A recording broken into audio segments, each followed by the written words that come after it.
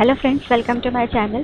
So in this tutorial I will tell you how many types of operators are used in Java programming, what is the meaning of operator in programming, and plus I will show practical example of all the operators used in Java programming. Okay, so let's get started.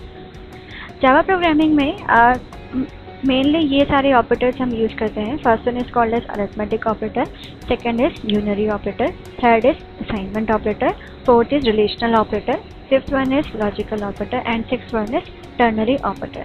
तीन operators और use होते हैं जो कि बहुत ही rarely use होते हैं, इसलिए मैंने उन्हें अभी इंक्लूड नहीं किया है. So first of all coming on to the arithmetic operator. उसके पहले हमें ये पता होना चाहिए कि ऑपरेटर का मतलब क्या होता है. देखो, operators are the special symbol which are made to perform some operation on the operand. मतलब ये हुआ कि ऑपरेंड्स के बीच में ऑपरेशन परफॉर्म करवाने का काम किसका होता है? ऑपरेटर का होता है. जैसे कि आप यहाँ पर देख सकते हैं, यहाँ पे ये एग्जाम्पल है 4 + 2. तो 4 और 2 क्या होगा? ऑपरेंड होगा और plus is my operator. Okay, तो अरिथमेटिक ऑपरेटर में ये 5 टाइप के ऑपरेटर्स आते हैं: plus, minus, multiplication, divide and modulo. Modulo का मतलब यहाँ पर ये होता है कि आपके डिवीजन में जो भी रिमाइंडर होगा वो कौन शो करता है? वो शो करता है मॉड्यूलो. ठीक है, फॉर एग्जांपल अगर मैं 5 को 2 से डिवाइड करूँगी, मैं रिमाइंडर क्या आएगा? यहाँ पर 1 आएगा. Okay, so this is a simple example of arithmetic operator. I will show this example in BlueJ by practically implementing this. So this is the BlueJ platform, or this is my program or arithmetic operators. In this program, as you can see, the name of my class is arithmetic. And I have used here 6 variable, लेकिन इनमें से I will be using only 2 variable a and b. Plus में यहाँ पे x और y 2 variable हैं जिनका type क्या है? स्ट्रिंग टाइप का है.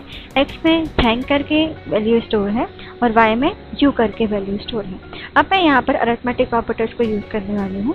पहले स्टेटमेंट में मैं a और b को ऐड करवाऊँगी, सेकेंड में मैं a और b को सब्ट्रैक्ट करवाऊँगी, थर्ड में मैं x और y को कॉन्केनेट करवाऊँगी, फोर्थ में मैं a और b को मल्टीप्लाई करवाऊंगी और फिफ्थ में मैं a और b को divide करवाऊंगी.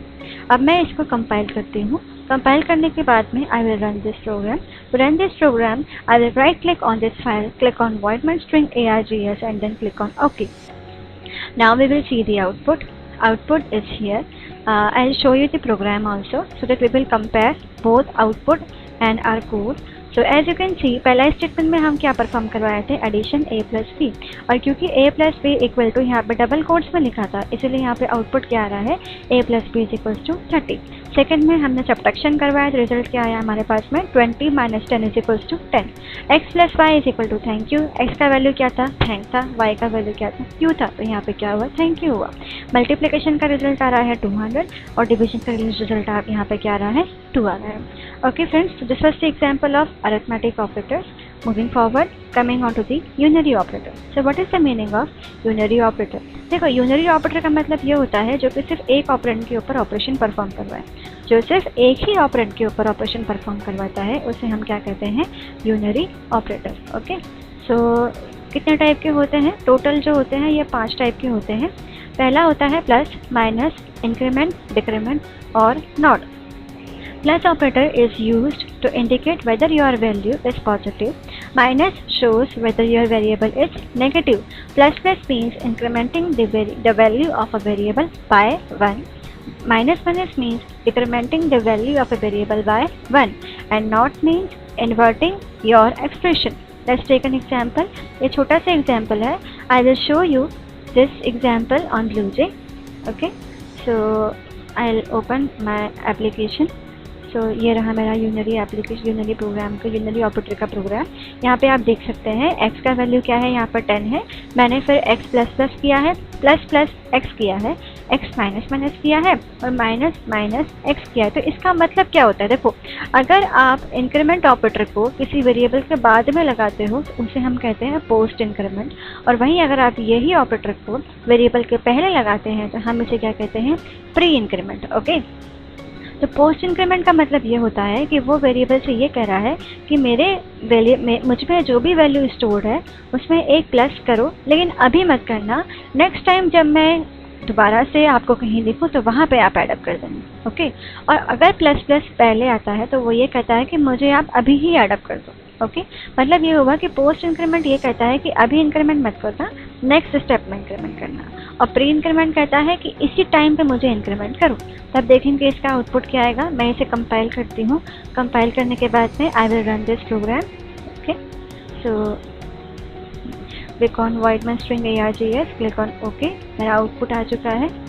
Okay this is my output 10 12 12 10। Compare करते हैं इसके कोड से, हमारा जो कोड है वो ये रहा। कंपेयर करते हैं आउटपुट कोड हमारे कोड को। देखो सबसे पहले क्या है x प्लस प्लस, और x का वैल्यू क्या है 10 है, तो मतलब x प्लस प्लस मतलब क्या होगा, वो ये कह रहा है कि अभी 10 रहना दो, लेकिन जब मैं नेक्स्ट टाइम आऊँगा तो कर देना।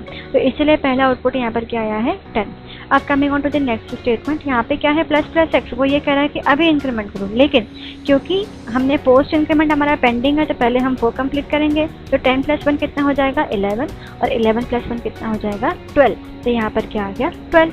अब ये क्या है पोस्ट डिक्रीमेंट, सेम कॉन्सेप्ट, ये कह रहा है जो वैल्यू मुझ में अभी है वही प्रिंट करवाओ, माइनस बाद में करना। तो हमने यहाँ पे क्या किया 12 था, हमने 12 को ही प्रिंट करवाया। अब यहाँ पे क्या आया माइनस माइनस एक्स। तो यहाँ पे मैंने आपसे क्या कहा, पहले हम पोस्ट डिक्रीमेंट करेंगे। पोस्ट डिक्रीमेंट क्या होगा 11 हो जाएगा, और 11 माइनस 1 कितना हो जाएगा 10। तो this is the example of unary operator. Moving forward,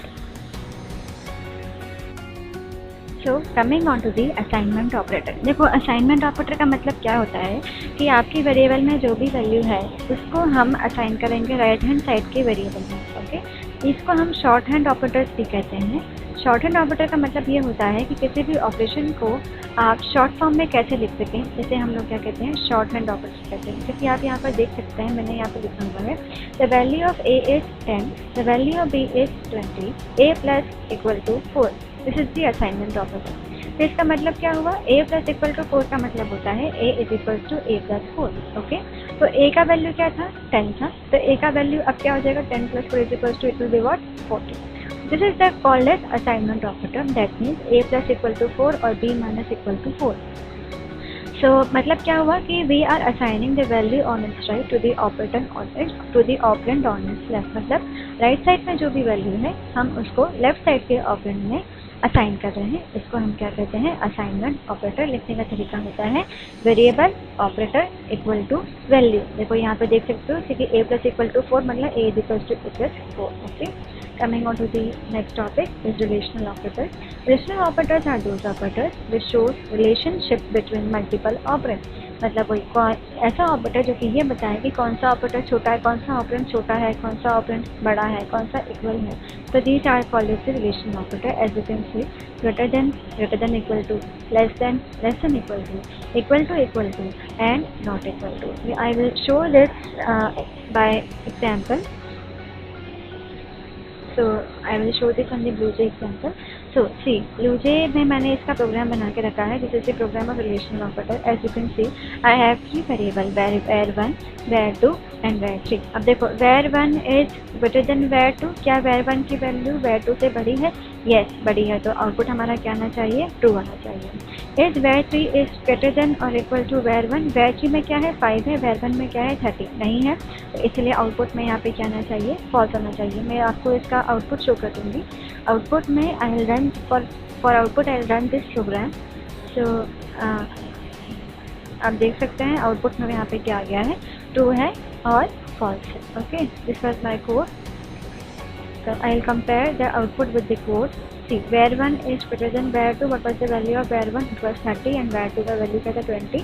Yes, it is greater. That's why it is printing true. And because var3 is less than 30, and also it is not equal to 30. Also, that's why it is printing what false. Okay. So coming on to the next topic.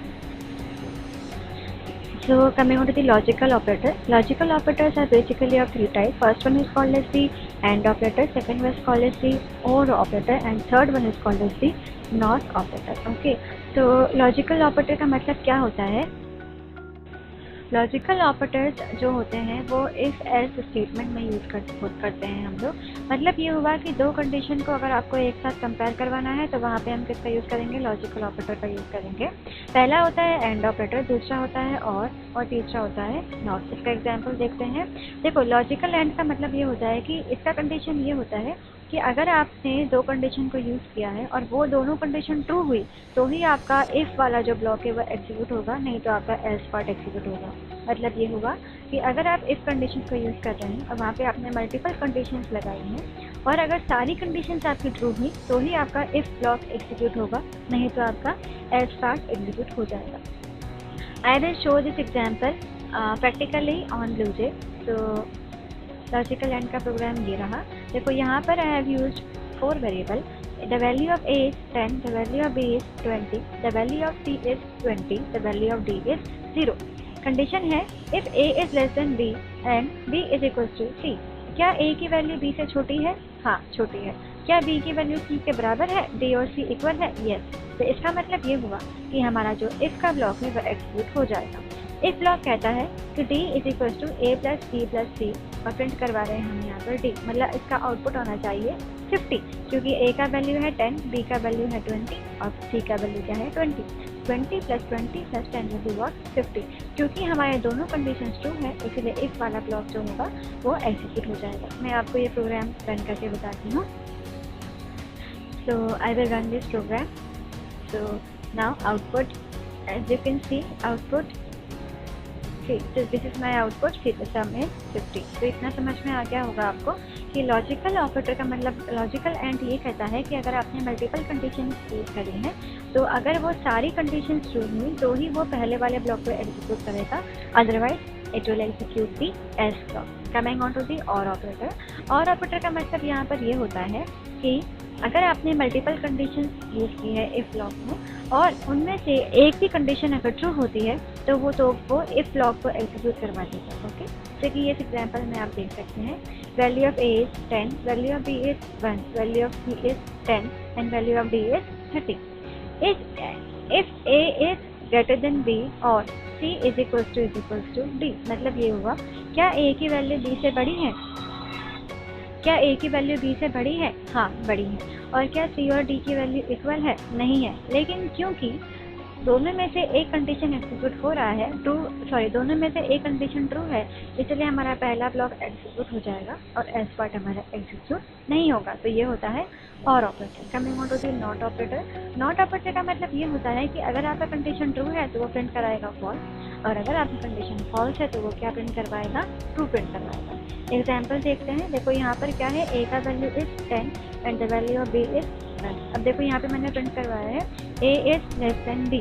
Okay, तो इसका not क्या होगा? इसका not हम देखते हैं। देखो पहले देखो A is less than B, क्या A is less than B? No, A less than A जो है B से छोटा नहीं है, तो मतलब क्या हुआ? फॉल्स हुआ, और फॉल्स का कॉम्प्लीमेंट क्या हो जाएगा? ट्रू हो जाएगा। तो इसलिए पहला आउटपुट क्या होगा? ट्रू होगा। सेकंड कंडीशन में आ रहा है A is greater than B। Is A is greater than B? Yes, that means true. लेकिन ट्रू का इनवर्स क्या होगा? फॉल्स होगा। तो इसलिए इसका आउटपुट क्या आ जाएगा? फॉल्स। मतलब output of this program will be what? True and false. तो इतना आपको समझ में आ गया होगा कि लॉजिकल नॉट का काम क्या होता है। अगर आपकी कंडीशन ट्रू है तो वो क्या प्रिंट करवाएगा? फॉल्स, और अगर आपकी कंडीशन फॉल्स है तो वो क्या प्रिंट करवाएगा? True. Okay, so now coming on to the ternary operator. Ternary operator जो होता है इफ एल्स ब्लॉक का रिप्लेसमेंट होता है। आप अपने इफ एल्स स्टेटमेंट को टर्नरी ऑपरेटर के थ्रू भी लिख सकते हैं, जैसे कि मैंने यहाँ पर दिया है कि A का वैल्यू है 2, B का वैल्यू है 5। अब देखो इसे हम कैसे लिखेंगे?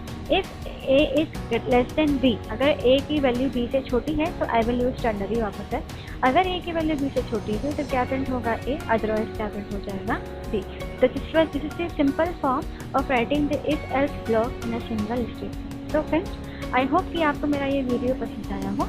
अगर आपको कोई भी डाउट इस वीडियो के रिगार्डिंग हो तो आप मुझे कमेंट कर सकते हैं। 3 ऑपरेटर्स जावा में और यूज़ होते हैं, जैसे कि बिटवाइज, इंस्टेंस ऑफ और शिफ्ट ऑपरेटर भी यूज़ होता है। क्योंकि ये बहुत रेयरली यूज जावा प्रोग्रामिंग में होता है, इसलिए मैंने उन टॉपिक को इस ट्यूटोरियल में इंक्लूड नहीं किया है। अगर आपको उस पर भी कोई सेशन चाहिए तो I can make that video on that topic also. So अगर आपको मेरा ये वीडियो पसंद आया हो तो please do like and subscribe my channel. Thank you.